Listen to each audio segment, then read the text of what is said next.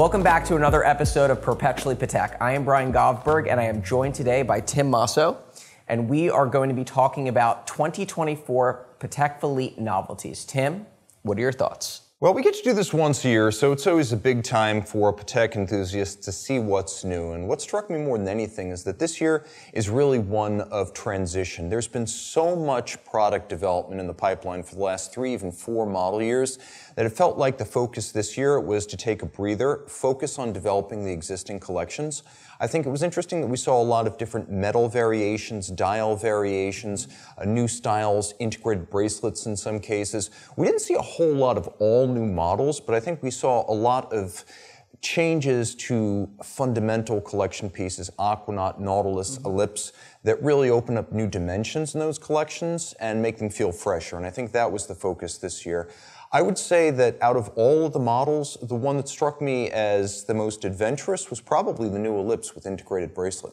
Couldn't agree more. I mean, I've been a fan of the Ellipse for a long time. We've talked about it plenty on prior episodes, and for me, the evolution of the Ellipse, I mean, I wouldn't necessarily even call it an evolution because they have made Ellipses on bracelets before, but never of this, I would say never of this quality.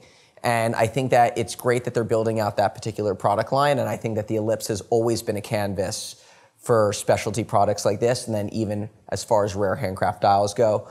I agree, they showed a lot of restraint this year with the launch. Not that many overall releases, but releases that give you a very good understanding, I think, of where those particular lines are going to go. You do see more precious metal as far as Aquanaut and Nautilus goes. I think you're going to see that continue as a trend.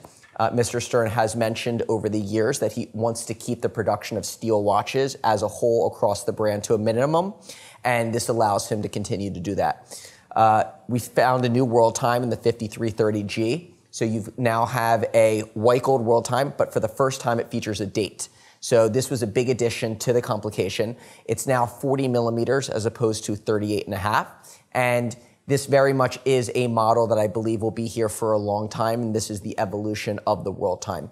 I do think that you do have, as you mentioned, more dials that have been added. For example, the digital perpetual 5236 is now in salmon, and you've got several other watches where they've changed colors or metals. And this is typical for Patek, right? This is nothing new.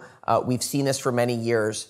I think as more collectors have come into the hobby, they're not as used to this, right? They're not used to seeing a watch discontinued. They think that it's gone, that it's not coming back, but it's really perhaps just discontinued in that iteration and it's coming back in a different metal or dial color. So there were lots of surprises, right? I personally thought the 5980 was done. And let's talk a little bit about what they did with the 5980. Yeah. Okay, so a new denim theme here. So this is a very stripped down look for what is, after all, a precious metal watch. So white gold, it's the 5980 with denim style dial tone and a strap that is very similar to light blue jeans. It's a sporty, it's a youthful, it is, in my opinion, a more versatile look.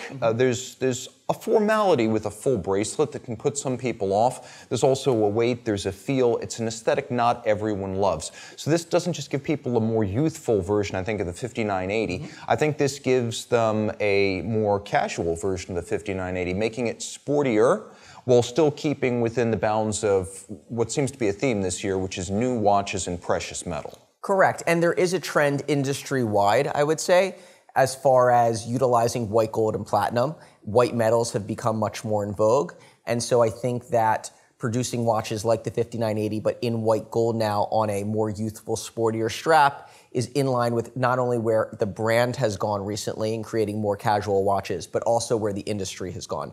The strap itself is actually a stamped calf. Yes. So it's not a denim material, it's a stamped calf, which gives it more resiliency. And I believe that those watches will actually come with a second sportier strap that will be able to be worn. So again, a launch that nobody expected, but a launch that I think everybody has received to a lot of contentment. And I think if you're gonna make a precious metal Nautilus chronograph, just to keep the price under control, putting it on a strap makes a lot of sense. And I think it opens up a bigger base of users.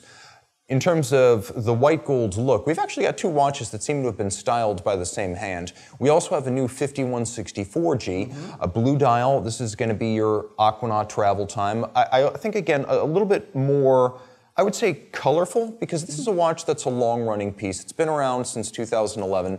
Generally, it's considered to be something you find in rose gold or steel, and I think this splits the difference, giving you the richness of a precious metal, but still as casual as the steel. And I think it avoids some of the formality revolving around rose gold. If you look at the use of rose gold this year, a lot of it was for very formal watches. We got the 5738 1R, the integrated bracelet rose gold Ellipse. We got a new version of the 5160, the 500R, a very ornate engraved officer style retrograde perpetual calendar, and then a couple of other pieces like the 5269 in yellow gold, which is a travel time Aquanaut. Rose gold. Are you sure? Is it? Oh, there you go. You see, I learn something new every day from this guy. But the good thing about that savor this moment for at least the next 25 years. But it's a good time because you are getting a lot of options in terms of precious metal, but definitely the sportier pieces are all going to be either white gold or platinum. Speaking of which, let's just consider why it is that the 5396G17 isn't a platinum watch. It's got the aesthetic of the 5170P, it's got the gradient fade blue dial, it's got the baguette diamond indices. It feels, for all intents and purposes, like a send-off of the model that came out in 2006. Do you think this is the end?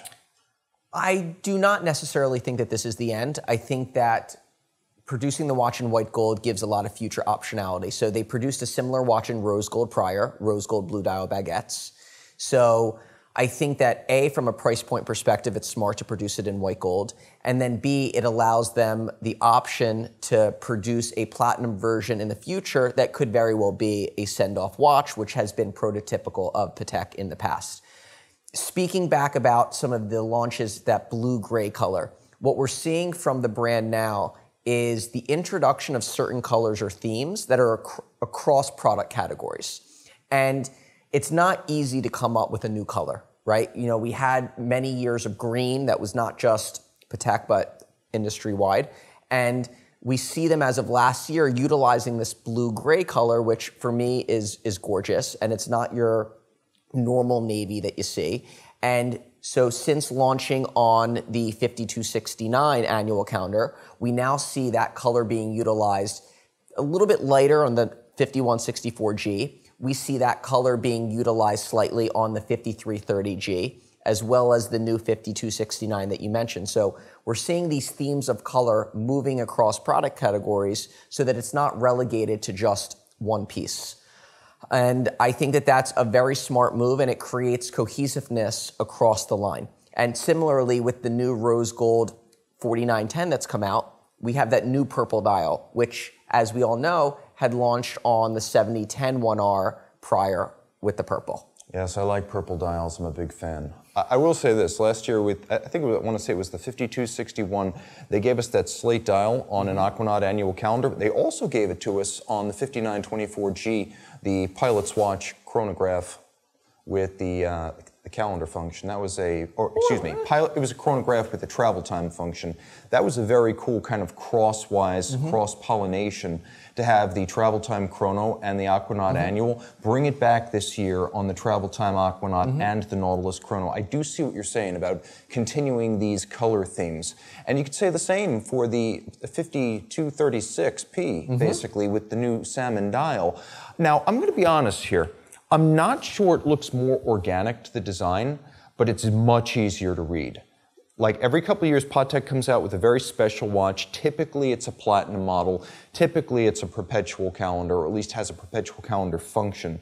And they use that salmon dial. In combination with the blackened white gold indices and hands, this is so much more functional than the original version of the watch. I don't know that I like it better than the original gradient blue, but I know for a fact it's a better timekeeper from a functional standpoint. I had a chance to see the watch in person.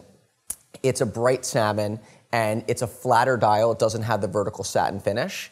And what you just mentioned, where you can't really decide if you like the new version better or not, for me is important, and what I think they're going for, in that it wouldn't do anyone any favors to consistently come out with watches that are better than the prior version that are still in production, right? And so with the notable exception that sometimes Patek will launch yellow gold or rose gold first, and you won't get steel, platinum, or white gold until in the the future. End. Yeah. But I like the fact that you've got the same model, but two very different watches, where there is that camp of folks that will prefer the blue dial. And then there's a camp of folks that will prefer the salmon. You should have a strong feeling about it. They're not looking to please everyone with every single dial. And they don't necessarily want to produce something that's that much better or not, but they want to just have more options of the same model for a wider group of people. And so you do see a theme of salmon again moving across the different product categories, right? You've got it on the 5236, you've got it on their Perpetual, you've got it on their Chrono. And so I think that, you know, it's a color that I would say has a storied history with the brand, and they're bringing it back and obviously introducing it across different product categories. Now, it opens up an interesting thought because the prior 5236P had a very short run, 3 model years, an all-new inline calendar in the wristwatch format. Well, it's still produced. Oh, it is? You can still get both versions of them. It's not discontinued. Both versions are going to be produced simultaneously. That's actually pretty interesting because usually it's a succession at Patek. Correct. And especially since they're both platinum watches.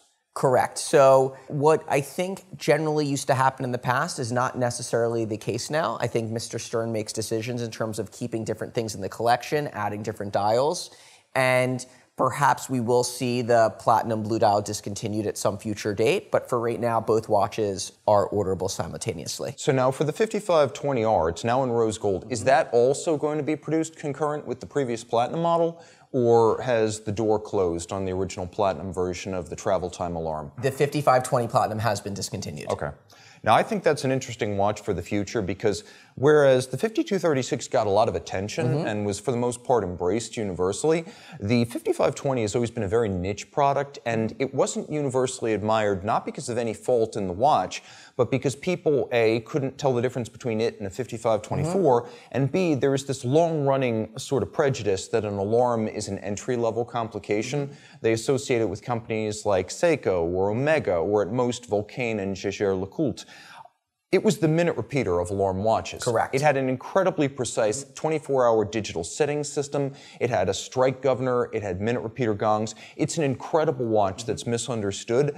And given that it is very expensive, close to $300,000, very few people who are looking for that Patek Pilots aesthetic actually went for it. So I think if you have that original 5520P or you're interested in getting into it, this is a really nice opportunity. While the watch is still fairly obscure, there's still good inventory on the market that's, you know, in the hands of first owners. There might be some still available through retailers.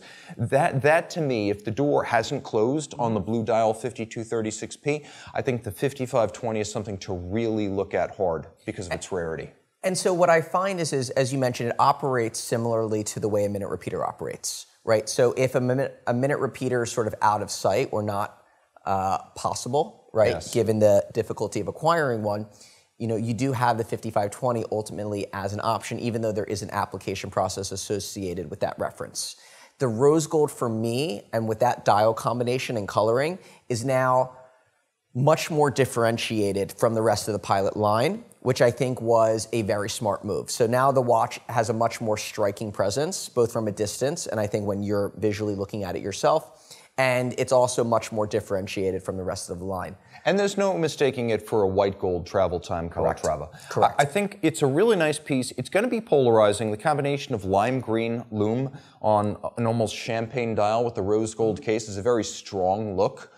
I would almost say it gives it sort of like a vintage look. I can't quite place it, but it's almost as though I'm looking at radium on a dial from the 20s or the 30s. And I don't know quite where I'm pulling that sense of the aesthetic, but it is a very different kind of watch. It will be a little bit more affordable, which I think was part of the intention. It was always a very expensive watch. Lower the price a few tens of thousands of dollars, and maybe you open up new clienteles with the new price and the new look. I still think it's the most interesting watch Patek Philippe makes. Definitely something to think about. Now, let me ask you a question. If you were shopping this collection, what was your favorite? Which one would you pick? So for me, I would say the Ellipse, right? I had an opportunity to try it on. The bracelet is incredible. It's soft, it's supple, it form fits to really any size. And for me, I've always been a fan of the reference. I love the fact that it's getting more notice for me, what's so interesting is the attention that this particular watch has gotten as far as the demand is across the board. So from first-time collectors to collectors that have been purchasing for a long time, and honestly, a much younger audience that I think that the Ellipse has traditionally seen. And so I think that it's positive for what's to come, and for me, it's probably the reference that I would go with. Okay, so for me, I got to think about this because I love the 5236P so much that I'm trying to figure out whether I would pick that watch because it's a 5236P or because it's the 2024 5236P. So I'm just going to set that aside because I'm not really sure. I love the watch so much, I don't think I can tell you whether I like it more or less just yet. But it is the complication and the design I would most like to own.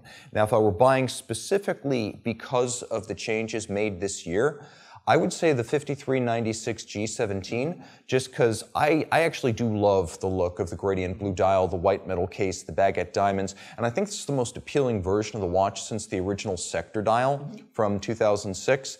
I do suspect this might be the last one just because it's very rare for Patek to make an annual calendar in platinum. It's not unheard of, but it's very rare. The 56s of the world, they do exist, but I really get the sense that given almost 2 decades and a very special new model edition, that this could be the end. But as I always like to say, as long as a watch is in production, buy it because you like it, not because you think you're going to miss out.